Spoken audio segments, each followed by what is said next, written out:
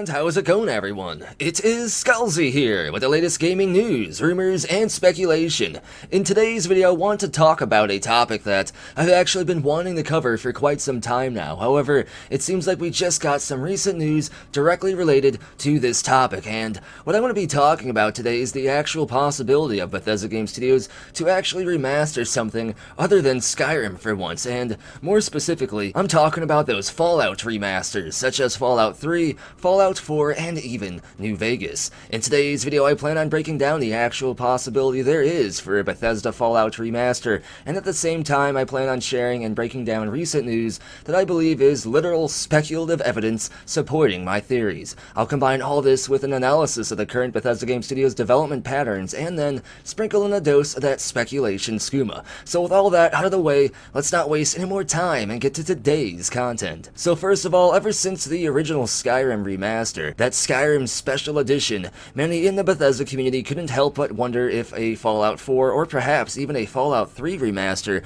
was also on the way, as Special Edition would actually be the perfect name and fit perfectly for the Fallout franchise, seeing how the word special literally is used in Fallout to represent the main character attributes, that being strength, perception, endurance, charisma, intelligence, agility, and of course luck. It spells special, guys. Come on, keep up. Basically what I'm saying is a Fallout Special Edition remaster would just work, and Todd Howard actually loves it when things just work, and after all, Fallout 4 and especially Fallout 3 would have benefited greatly from the same upgrades that Skyrim Special Edition received, that being the several bug fixes, improved textures and effects, Todd God rays, and a better lighting system, depth of field, and basically a lot more. And seeing how Fallout 4 and even Fallout 3 to some capacity were built within the same game engine as Skyrim, one would think that these very same engine upgrades seen in the Skyrim Special Edition could have easily been applied to a Fallout 4 remaster, for example.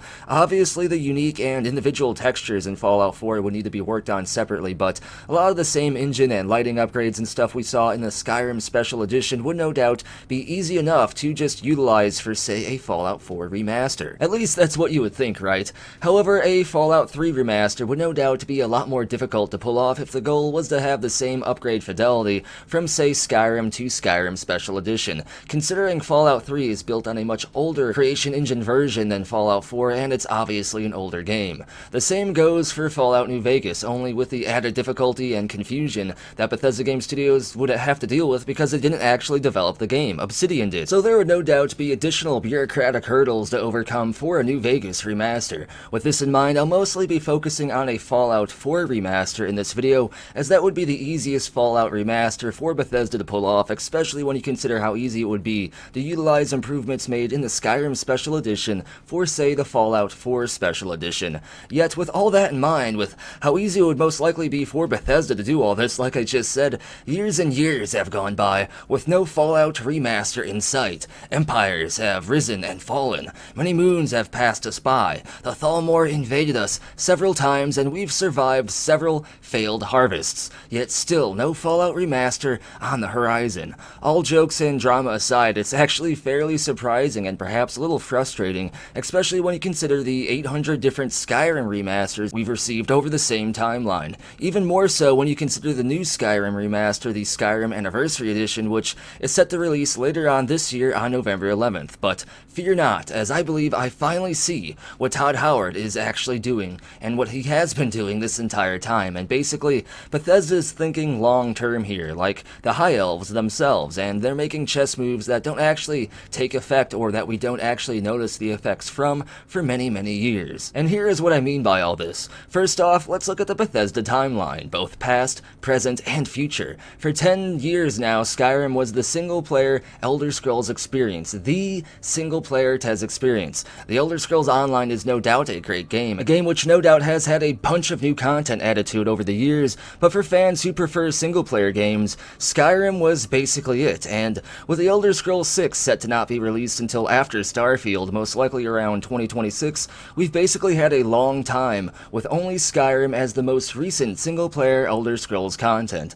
While we may not have known that for a large portion of the previous years until within the last few years or so, Bethesda knew this the entire time, and they likely had all these Skyrim remasters planned for a long time for that same very reason. reason, as a way to trickle down the Elder Scrolls single-player content over the years without it, especially so when you consider just how well Skyrim's Special Edition sold. They knew they had a long-term goldmine on their hands once they saw how much people wanted to buy Skyrim over again.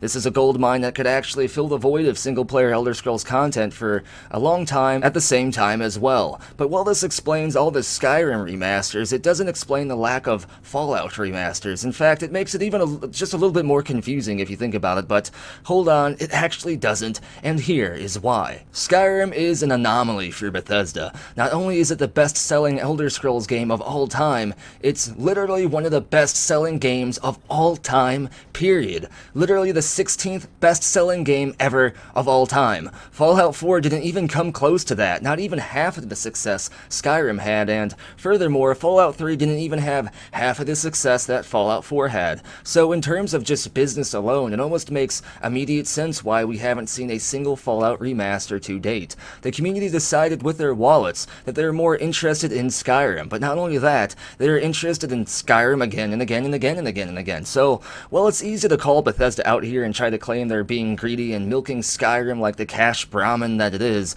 the truth is that they're simply doing what any good and successful business would do, spending the money on what their actual consumers want and providing the products that their consumers vote for using their actual wallets. If Fallout 4 or Fallout 3 sold even near as well as Skyrim, I'd say we'd be living in a different timeline right now with those Fallout remasters, but that doesn't end here, because I feel like there is still some hope. Let's move forward a bit on that Bethesda timeline. Just as the Elder Scrolls Online took center stage for Elder Scrolls content from Bethesda for many years, so is Fallout 76 for Fallout. Fallout 76 will be the main source of new Bethesda Fallout content for quite a long time now, especially when you consider we have no idea when Fallout 5 is going to come out. Fallout 5 will probably be the game that comes out after the Elder Scrolls 6, which comes out after Starfield, but what if Bethesda decides to make Starfield 2 after the Elder Scrolls 6? Fallout 5 may not be coming out for easily 10 plus more years, which just sounds insanely depressing to say out loud, but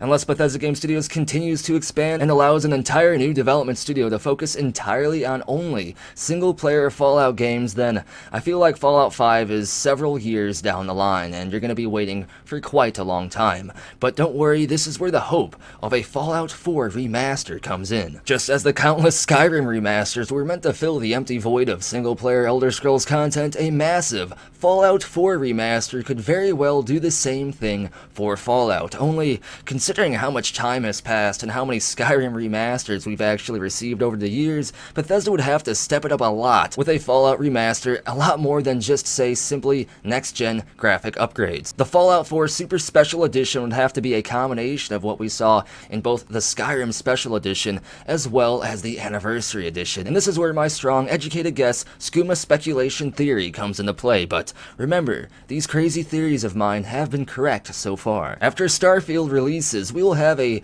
new void of single-player Bethesda content for some time, even if they drop some DLC and Starfield expansions, which they no doubt will, but regardless, by the time Starfield has released and a couple years after Starfield has released, it would have been almost 10 years since the latest single-player Fallout content from Bethesda, which would be the perfect time actually to surprise everyone with a Fallout Super Special Edition, complete with huge next-gen upgrades in terms of the graphics and effects, but also combined with a ton of new in-game content. Literally every single Fallout 4 Creation Club mod to date will be packed into this Super Special Edition, just like we saw with the Skyrim Anniversary Edition, and I feel like this would be a massive success on Bethesda's part, especially if they bundle in a lightly remastered Fallout 3. And seeing how the Skyrim Anniversary Edition is just a few months away and Starfield is just over a year away, I don't foresee this Fallout 4 remaster possibility being released for quite some time. Likely a couple years after Starfield, to be precise,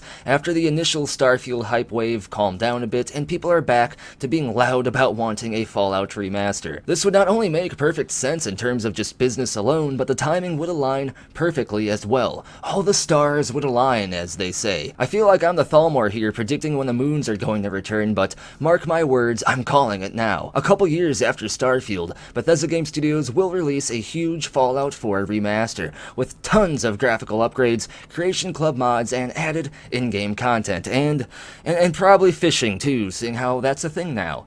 But that's just a theory, a Skullzi theory. But before we end today's video or make any more bad exterior channel puns, let's enter speculation town for just a moment. Breaking news as of a day or so ago basically states that the lead writer of the massive Fallout 4 London mod was just hired by Bethesda in an official capacity. While Bethesda no doubt has hired extremely talented modders before over the years, the timing of this specific situation is quite interesting in my opinion, as the Skyrim Anniversary Edition was recently announced, including all of its Creation Club modded content as well. In my opinion, this adds some speculative evidence to my theory that the Fallout 4 remaster will be massive, and the very early stages of it may be in motion right now with the hiring of the Fallout 4 mod writer. But either way, that's going to finish up today's video. As always, what I want to know is, what do you think about all this? Let me know what you think about all this down in the comments below, and let me know which Fallout game you'd love for Bethesda to remaster. As always, if you enjoy the content, be sure to give the video a thumbs up and subscribe so you can stay in the know when it comes to the latest news. And do me a favor and make sure you're still subscribed, because according to recent comments,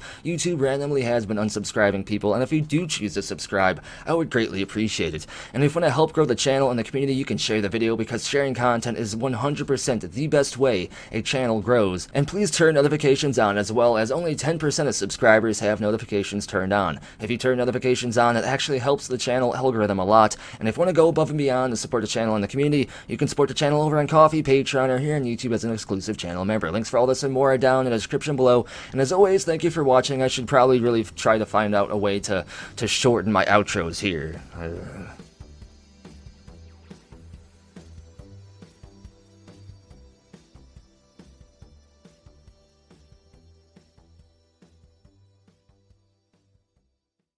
It just works.